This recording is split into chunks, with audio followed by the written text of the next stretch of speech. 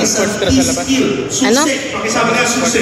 Susi. Kasi definitely, you have a lot of doors of opportunity once you identify your market. Ang daming nilagay ko lang yan dyan. alam mo na kung anong target market mo. Ang target market ko ngayon, Nigeria. Ang target market ko ngayon is Manila.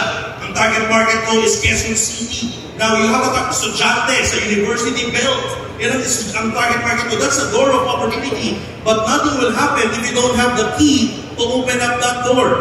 Ang imbitasyon, ang pag-iimbita sa mga tao yun, ang susi mo para mabuksan mo yung mga opportunities, doors of opportunities na yun. Are you following? Second, always remember that invitation is a blindfold remover. Yun ang goal. Ang goal mo is to remove the blindfold, kaya ka mag-iimbita. What do I mean by that? Ladies and gentlemen, the truth and the fact is, marami sa atin kapag kinausap ng kamag-anak, kinausap ng magulang about the business that we are doing, because of the generalization sa negosyo natin, marami nagsasabi, hindi maganda yan, scam yan, kalokohan yan, maraming naloko dyan. Hello? Ang statement natin, ayan na, yung nanay ko, yung tatay ko, negative. Hello?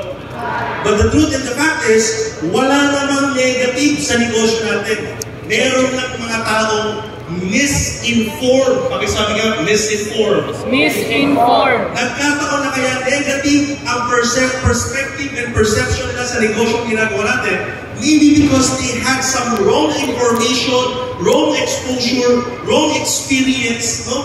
Before, nung nakilala na itong negosyo ito.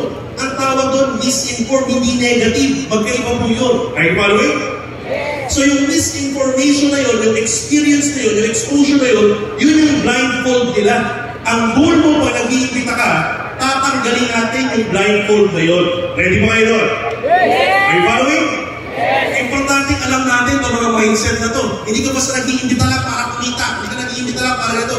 Nag-iimbita ka to remove the misinformation sa mga kakilala kaibigan mo. Are you ready?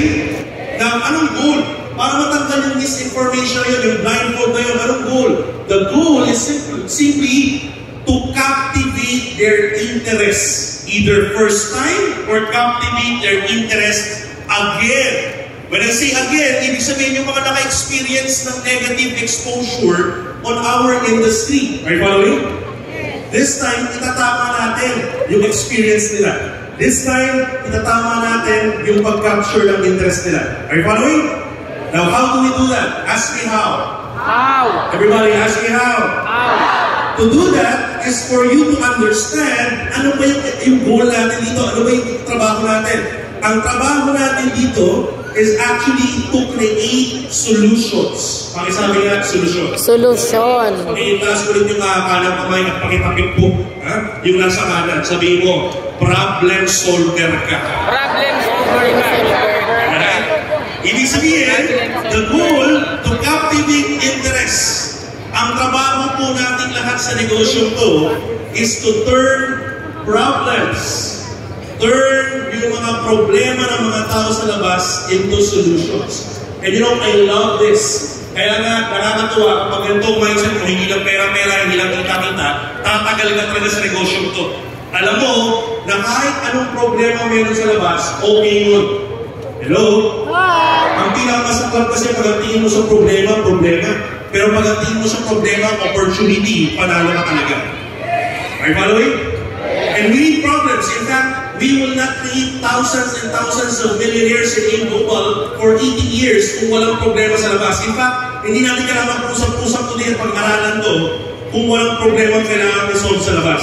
Kaya natin inaaral to kasi maraming problema. Yung maraming problema yun, maraming opportunity yun para sa atin, kaya marami tayong payayamanin sa main global. Are you following? And I'm telling you, the management won't stop.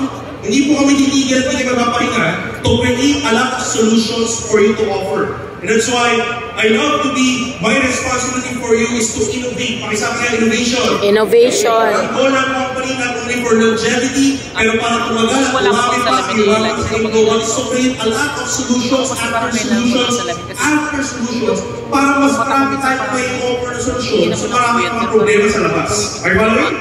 Yun ang goal. So lagi mo tandaan, you have a lot of solutions. You have an arsenal of solutions today. With Empower Tuition Listen and EdNA 3.0. Studio, with OVI, with AEFC, with the Vivo Super App. Are you following? With RED, Riders Economic Development in the future, with Real Estate Development in the future. Yung mga pinakita ni Sir Jason kanina, those are our solutions to offer outside. Ready ba kayo doon? Now, tingnan natin ang butin. How do we do that effectively dito? So, tanong ko muna sa inyo, you can take note of this. Identify mo natin what kind of problems or market niche you currently have right now. Kaya, pag may target market ka, identify mo, ano bang problema meron sila? After mo identify, binigay ni Sir Adrian kanina, baby boomers ba yan, Gen Z ba yan, Metro Manila, mga estudyante, ano kaya yung mga problema ng mga taong yun? Yun yung unang tanong na sasagutin mo sa sarili mo. Are you following? You need to identify ano yung mga problema nila.